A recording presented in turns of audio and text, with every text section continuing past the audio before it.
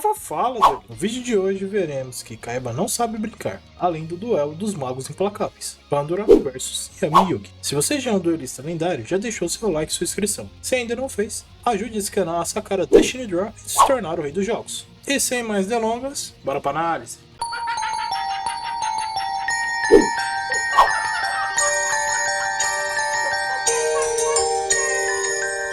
Bem, duelistas, no vídeo passado tivemos um grande duelo de Joy contra Espa-Rouba. E como tudo foi resolvido na sorte, exatamente deste ponto, tanto no mangá quanto no anime, temos o retorno de um velho conhecido, que aparece nos 7 primeiros volumes do mangá, Koji Nagumo. E aparentemente, o Yami no game não mudou em nada sua personalidade. No anime, essa cena ocultou muito dos diálogos interessantes. Koji estaria tendo um desentendimento, já que a carta rara que ambos combinaram não o satisfaz. Ele, como vencedor do duelo, quer exigir suas vontades. No mangá, ele tenta extorquir seu oponente, alegando que a raridade da carta que ele pôs em jogo era muito mais alta e ele teria as seguintes opções. Ele daria uma carta rara equivalente, poderia pagar 100 mil ienes, ou iria levar uma surra, que o deixaria impedido de duelar pelo resto de sua vida. Seu oponente mostra que a melhor carta era justamente a que foi apostada. Antes de uma agressão continuar, Koji é surpreendido por Mokuba. No anime, Mokuba adverte Koji e se apresenta, afirmando que duelistas que não seguiam as regras seriam desclassificados. Seta aparece logo em seguida. No mangá, Mokuba se identifica apenas como um membro da regulação da Battle City e afirma que o maior problema desse torneio se vem justamente pelas cartas raras apostadas. E o lembra que as cartas raras não poderiam ser alteradas, depois que ambos os duelistas concordaram, e segundo, que dinheiro não poderia ser colocado como aposta. E partindo que o comitê da organização seria imparcial, ele iria avaliar se havia algum problema com a raridade. Após uma breve análise, Mokuba constata que ambas as cartas eram raras e assim não haveria problema algum, o que deixa Koji putaço. E pergunta se o Mokuba não tinha medo do perigo. Nisso, Seto intervém e afirma que ao insultar seu irmão, ele estaria insultando toda a corporação Kaiba, e ele iria fazer pagar por tal atitude. No mangá, Mokuba aproveita para falar que seu irmão era muito mais rígido com a regulação das regras, e entrega a carta rara a Seto, que olha com total desdém, pois já possuía 36 cópias. E rasga ali na frente de Koji, que fica pistola, mas Seto afirma que ele não iria recuperar a carta, pois iria perder o duelo, e desafia-o ali mesmo. E como aposta, oferece todas as suas cartas na maleta. Além de, como medida rescisória, ele permite que Koji altere o seu deck e utilize-os nesse duelo. Era óbvio, caso ele perca, ele iria pegar essas cartas de volta. No anime, Seto afirma que iria mostrar o poder da Universal a ele, e apenas nesse flash de luz, vemos o desfecho do duelo, com Koji todo borrado jogado ao chão. No mangá, enquanto Koji estaria escolhendo as cartas, Seto afirma que em seu baralho existe uma carta deus, que nem se oferecesse 50 bilhões de ienes, ele aceitaria essa oferta. Mas nesse duelo, essa carta estaria sendo apostada. Para a surpresa de zero duelistas, Koji foi massacrado por Seto, que estava em um estado de choque tão severo que nem percebeu quando o cara que ele estava extorquindo pega sua carta rara e rasga, indo embora cambaleando. Mas na mente de Koji temos um pequeno vislumbre do que estava rolando, o Belisto sendo invocado,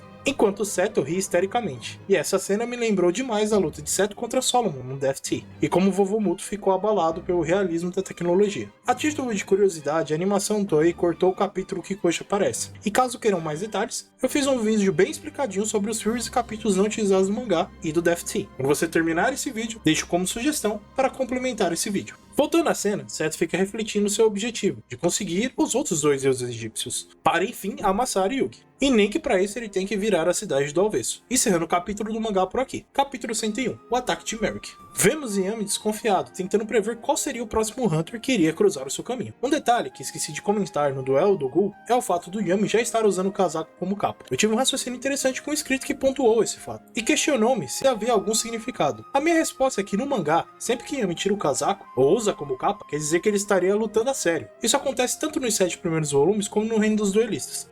Aqui na Cidade das Batalhas, ele já foi ligado no modo Full Tryhard. Já o anime ele tenta atribuir num sentido mais específico. Puxando aqui da memória, Yami de alguma forma teve uma revelação do seu passado. No caso, ele tem recuperado algum fragmento de memória e começa a se comportar como antigamente, mesmo que seja subconsciente. Veremos esse simbolismo no duelo contra Osiris. Yami afirma que mesmo Merrick esteja tentando emboscá-lo, ele iria destruir os Ghouls permanentemente. Esse diálogo foi omitido no anime. A cena seguinte mostra Merrick sendo informado que o obelisco foi localizado e estaria nas mãos de Seto Kaiba. No anime podemos ver que Odin estaria passando essa informação, no mangá explícito, meio que pela maneira de ele se dirigir a Merrick. Então Odin se pergunta como ele conseguiu ter acesso a essa carta. Merrick explica que muito provavelmente sua irmã, com o dom da premonição, conseguiu se opor aos seus planos. onde Seto acaba criando esse torneio. No anime, Merrick tem um flashback do momento que ele consegue obter o Rei Sol Ra. E aqui o anime aproveita para mostrar um pouco da motivação de Merrick. De acordo com Ishizu, ela explica que a tradição familiar seria proteger os segredos do faraó e não roubá-los.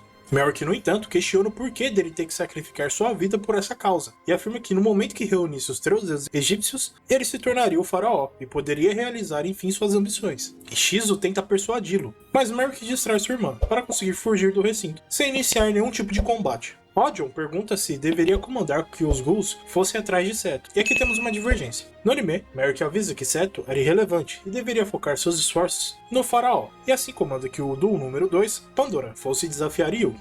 E assim, a cena seguinte iria ser uma expansão do anime. No mangá, ao contrário do que foi dito, Merrick afirma que Seto tinha excelentes habilidades de duelo, e agora que estava em posse do obelisco, iria ser muito mais trabalhoso para um Ghoul conseguir derrotá-lo. E por esse motivo, ele iria à cidade de Domino pessoalmente, pois para lutar contra uma divindade, apenas outra seria capaz. Odion afirma que ele não precisa sujar suas mãos, mas Merrick rebate afirmando que uma hora ou outra iria ter que lutar. Mas enquanto ele estaria a caminho do torneio, ele deveria tomar providências de colocar um Ghoul que tenha chances de enfrentá-lo. E comenta que por hora, existia uma pessoa que iria interter o faraó nesse meio tempo. Odion afirma que para falar desse jeito, Merrick estaria fervilhando de ódio. E o único alvo mais importante que Seto naquele momento só poderia ser o Yugi. Pela sua localização, Merrick afirma que o oponente mais indicado à luta seria o Ghoul Pandora. Era tempo suficiente para mantê-lo ocupado e na rédea curta. Outro ponto mencionado é que Pandora estaria de olhos nos amigos de Yugi. Em breve eles também fariam parte do show. Neste momento, Merrick caminha em direção ao Deus Sol, retirando seu capuz. E assim mostra que sua motivação estaria entalhada em sua carne, e principalmente pelo homem que matou seu pai. A cena seguinte no anime mostra Serenity pedindo a Tristan que, quando ela tivesse alta, que a levasse para poder assistir ao vivo os duelos de seu irmão. E falando na turminha, Vovô e Té avisam a Joy que iriam procurar por Yugi, e nesse momento eles se separam. Em ambas as obras, rolaria aquele momento de reflexão de Yugi com Yami, a respeito de como Joy estaria se saindo sem seu dragão negro. No anime cortaram o diálogo onde Yami comenta que Ghouls usando suas cópias baratas estariam roubando cartas de duelista de bem, que conseguiram elas através de muito suor e lágrimas. Só faltou aquelas propagandas anti-pirataria com Yami recebendo o troco em bala. Mas segue o jogo. Ao tentar confortar Yugizinho, Yami afirma que a carta do Joey representava sua coragem, e isso deveria servir para eles como mais um incentivo para chegarem às finais, poderem ter, enfim, seu duelo como verdadeiros duelistas. Pois Joey certamente estaria dando tudo de si para recuperar o seu velho amigo. Yugi afirma que o resultado do duelo contra Joey não iria importar, mas sim o fato que aquele combate iria permanecer em suas memórias pelo resto das suas vidas. No mangá, Yugizinho se recorda que Yami estaria lutando para recuperar suas memórias, então achou que não foi um bom comentário. Já no anime, eles alteraram essa estrutura para afirmar que Yami não conhecia quase nada do Yugizinho, ignorando completamente o arco zero. Neste momento no anime, Yami tem sua atenção direcionada ao que parecia ser um bobo da corte, que estaria o guiando para um próximo duelo contra o Hunter. Yami, ao observar o que parece ser um circo, decide ir em tal caminho.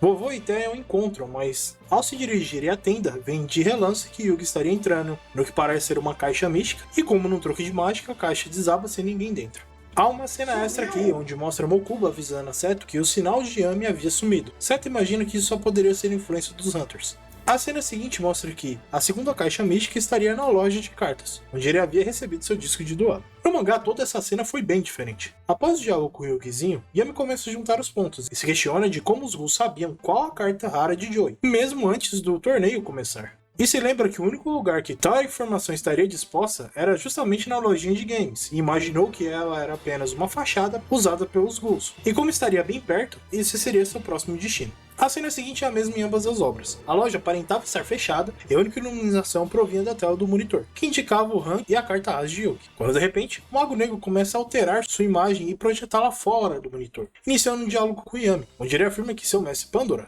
iria mostrar quem é o verdadeiro usuário de Mago Negro. O que mais chama atenção é a aparência desse Mago Negro. Desde pequeno eu sempre curtia demais as classes mágicas, e lembro que curtia muito o design em particular desse Mago Negro. Ele me dá um sorrisinho e pede para que Pandora se revele e pare de tentar aplicar esses truques baratos. Neste momento das sombras, Pandora, ou Arcana, como ficou conhecido na dublagem, emerge e se apresenta formalmente, como o segundo Harry Hunter, mais conhecido como o Conjurador, e usuário de Mago Negro, e afirma que o Mago Negro de Yami ter salvado em muitos duelos. Mas ele iria mostrar o que o verdadeiro usuário do mago mais poderoso em termos de ataque e defesa seria capaz. Yami afirma que os duelistas montam o seu deck levando em conta as cartas que eles mais confiam, mas o que eles não sabiam é que as cartas também os escolhiam. E quando as cartas cartas e os corações estivessem unidos, o real poder dela seria revelado. Yami afirma isso enquanto está embaralhando seu baralho, e o seu primeiro e único saque mostra com confiança plena que se trata da sua carta mais leal, o Mago Negro. No mangá, Yami afirma que os ghouls não possuem o coração de um verdadeiro duelista, e ele iria demonstrá-lo através desse duelo, de mago contra mago. Encerrando aqui, capítulo e volume 11 do mangá, de Yu-Gi-Oh! Duels. E pessoal, no fim deste volume estão as ilustrações que divulguei na aba comunidade. Então dá uma passada lá e deixem suas opiniões sobre os rascunhos. O Gu aprecia a determinação de Yami e afirma que essa sala era muito pequena e pede para que Yami o siga, pois já havia preparado o local mais adequado. E seria logo abaixo da loja. Enquanto estão caminhando, Pandora revela que Miracle avisou que seu duelo poderia ocorrer em breve, e por isso ele havia feito os devidos preparativos. Yami pergunta onde Miracle estaria, e o Gu responde que ele poderia estar muito perto, e faz isso apontando para sua cabeça. Yami se recorda que o poder da varia milenar poderia alterar as memórias e controlar as pessoas, como suas marionetes. Ao chegar na sala, Yami dá uma olhada ao redor. No mangá, ela estaria lotada de itens de truques de ilusionismo. Pandora afirma que esse local era perfeito para um duelo entre conjuradores, e afirma que os poderes de um bom conjurador iriam desde a manipulação do baralho como do ambiente, trazendo essa sensação de pesadelo. Isso seria perfeito para um embate de dois magos negros. No anime existe uma fala extra, onde Pandora afirma que havia um sistema que impedia que as informações dos discos de duelo fossem enviadas ao satélite de Kyber, deixando assim sua localização anônima. Ao embaralhar as cartas, Yami percebe que o estilo que o Gu adota poderia danificar suas cartas. Pandora responde que está acostumado com esse tipo de embaralhamento. Yami desconfia e diz que insiste em cortar o seu baralho. Pandora afirma que não teria problema e solta um velho ditado, e mesmo confiando nos seus amigos, sempre corte as cartas. Yami responde que os Ghouls estão longe do seu círculo de amizade. O Gu afirma que o show estaria prestes a começar, e Yami seria a estrela.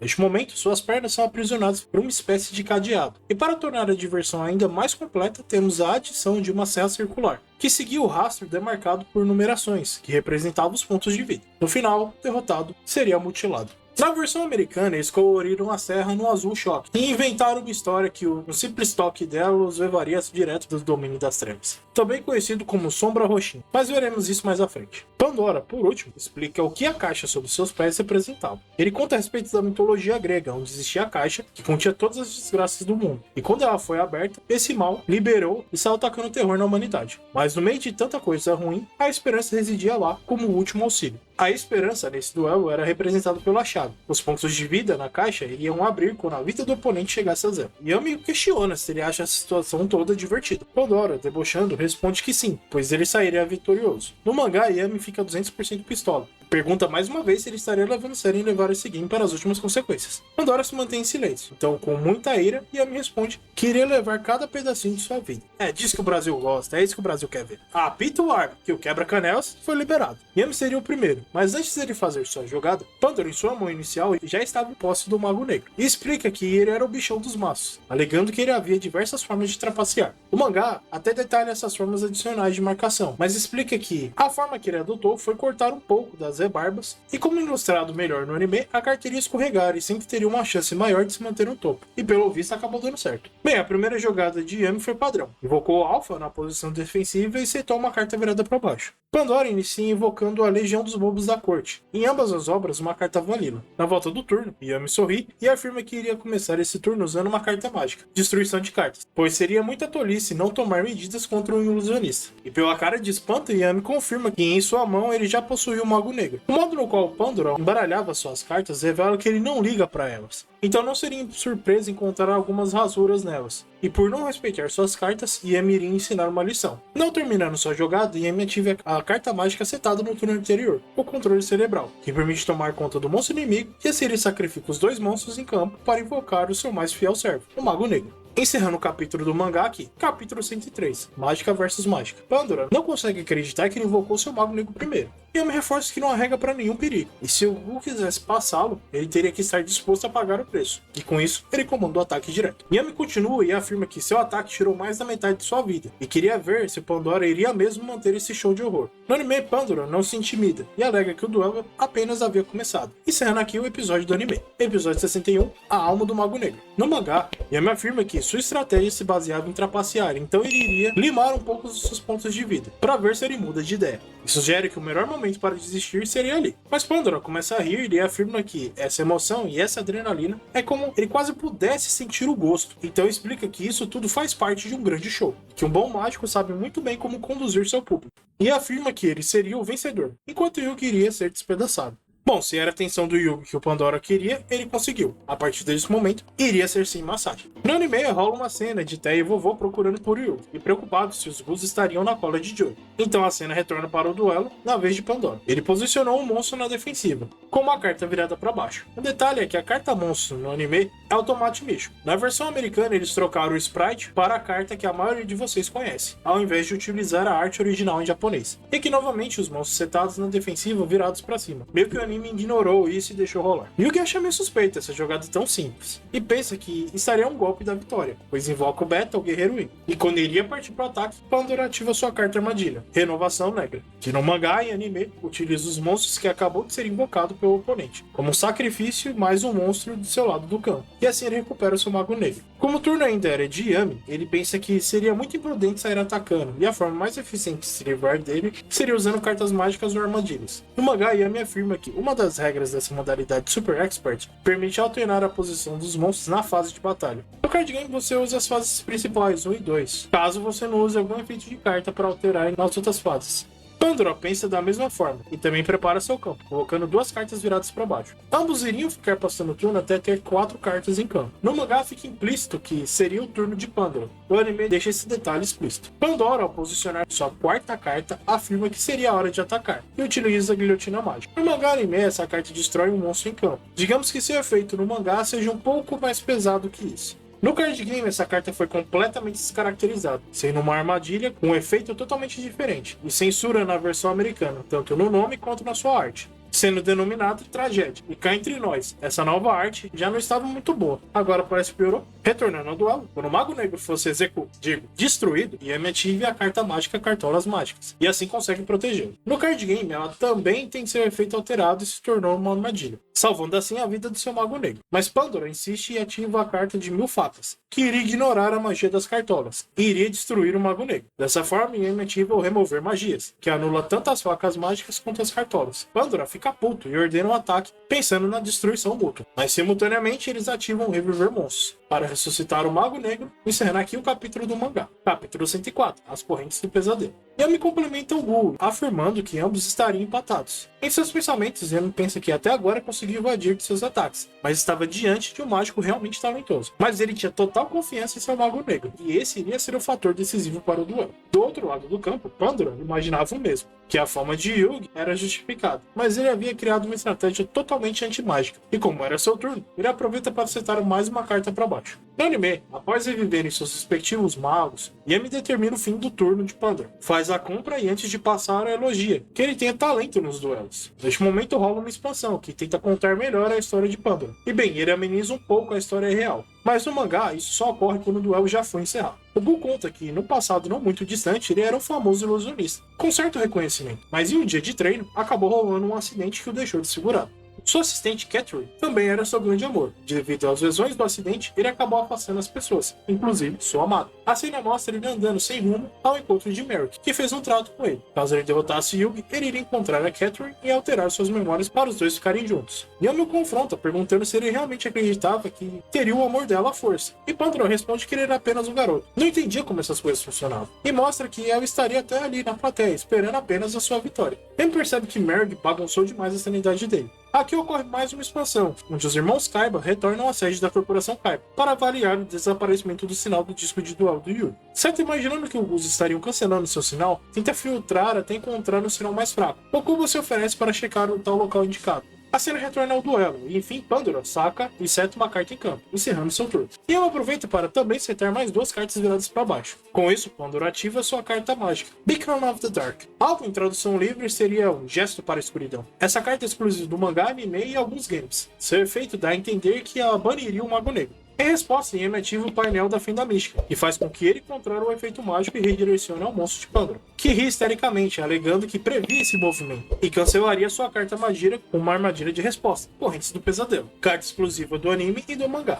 Seu efeito neutraliza as cartas armadilhas e aprisiona seu Mago Negro, não podendo alterar sua posição, e deixando ele inafetado por efeitos de cartas, ao preço de seu oponente poder ignorar e atacar diretamente. Resumindo, é como se Yami não tivesse o monstro em campo, e falando em ataque direto, Pandora comanda o ataque de seu Mago Negro, que deixa o jogo equilibrado novamente. Pandora afirma que o seu show caminhava para o clímax, e quando os pontos de vida Yami zerasse, ele iria executar sua grande escapada. Encerrando seu turno, no anime rola mais uma expansão, onde mostra que Mokuba encontrou Té e o vovô Muto, que afirmam que estavam procurando por ele. Mokuba diz que ele estava fazendo o mesmo e tem uma certa ideia de onde ele poderia estar. De volta ao duelo, Yami Saka invoca o monstro, o Grande Escudo Guard, uma muralha defensiva. Queria protegê-lo por mais um tempo. Pandora afirma que seria seu último turno, e começa invocando a boneca maliciosa da morte. Essa artwork é exclusiva do anime e mangá e também de alguns jogos, e comba com a carta mágica contínua, Ectoplasma. No mangá, se trata de uma carta mágica padrão. Seu efeito consiste em extrair a alma do monstro e usá-la para infligir dano com um ataque direto.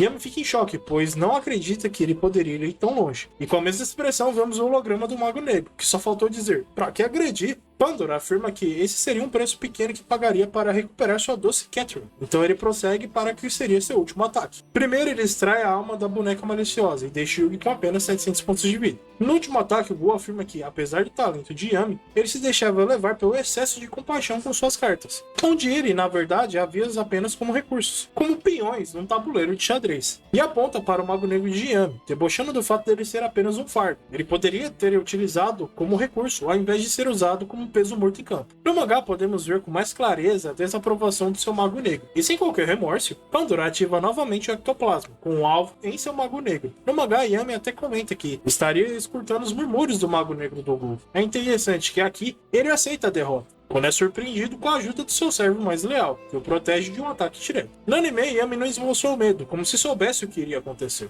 O Gu afirma que não poderia acreditar que uma carta por si só consegue ativar o efeito do ectoplasma para defender o seu mestre. E só um adendo, a carta armadilha que o prendia impedia dele ser afetado pelo efeito de cartas. A jogada aqui foi totalmente milagrosa, que reforça o espanto de Pandora. A cena final desse episódio no anime é Yami confrontando se ele tinha realmente entendido o que aconteceu ali. Já no mangá, essa cena foi mais significativa, pois Pandora afirma que, por serem ambos magos negros, o efeito poderia afetar ambos. O que realmente o choca é que Yami em nenhum momento pensou em ativar o efeito do ectoplasma para se defender. Ele realmente estava disposto a se sacrificar do que machucar um amigo. O Mago Negro dele tomou a iniciativa para proteger seu mestre. Yami está 300% pistola e afirma que precisa de mais do que brutalidade para vencer um duelo. Mas não era preciso se preocupar, pois ele iria devolver essa brutalidade. Encerrando aqui o capítulo do mangá. Capítulo 105. As Almas dos Magos. Episódio 62. Discípula do Mago Negro, a Pequena Maga Negra. Após esse milagre que salvou Yami, ele se vê determinado a não desperdiçar esse sacrifício. Pandora não consegue acreditar no ocorrido e esboça que gastou todos seus recursos, mas ainda possuía mais cópias do Mago Negro em seu deck. E antes de finalizar o turno, ele seta uma carta virada para baixo e afirma que sabe que no deck de Yugi possuía apenas um Mago Negro, mas ele, como verdadeiro usuário, possuía mais cópias. E me responde que se ele fosse um verdadeiro usuário, ele estaria escutando a voz ecoando através do sacrifício do seu mago.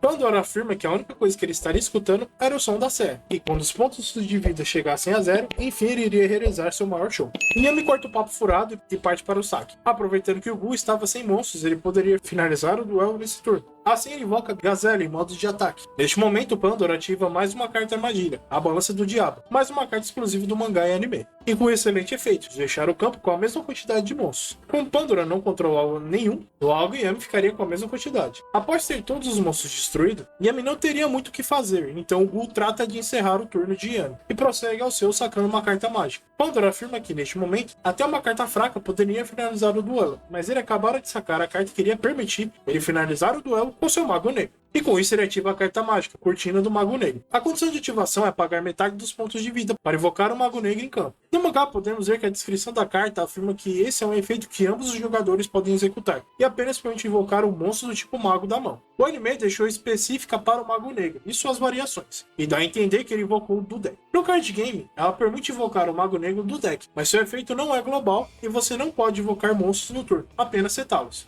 Pandora afirma que Yami deveria admitir que seu deck tinha um balanço perfeito entre ataque e defesa e velocidade de retorno ao game, e iria finalizar esse duelo com o ataque do seu grande as. A única salvação de Yami era contar com as cartas viradas para baixo, mas não iria rolar por muito tempo, pois Pandora ativa a carta mágica Flechas Antimágicas. No mangá, ela destrói as cartas do oponente. Já no anime e card game, ela impede que as cartas mágicas ou armadilhas sejam acionadas durante o turno. E quando iria partir por golpe de misericórdia, Yami faz todo esse drama para enfim poder ativar a carta mágica que o Gu utilizou para invocar o Mago Negro. Ou fica incrédulo, pois afirma que Yugi só tinha apenas uma cópia do Mago Negro. Yami confirma o fato, mas afirma que tem uma variação que atendia aos requisitos. Iria invocar a aprendiz do Mago Negro. E essa é particularmente uma das partes que mais aprecio nesse duelo. A estreia e invocação da pequena Maga Negra, que foi devidamente apresentada no anime. E bem, partiremos para o fim deste duelo. O temor de Pandora é atenuado ao perceber que a pequena Maga Negra possuía apenas 2.000 pontos de ataque. Seu Mago Negro iria facilmente destruí-lo, e comanda o ataque. Mas para sua surpresa, o monstro destruído foi o seu.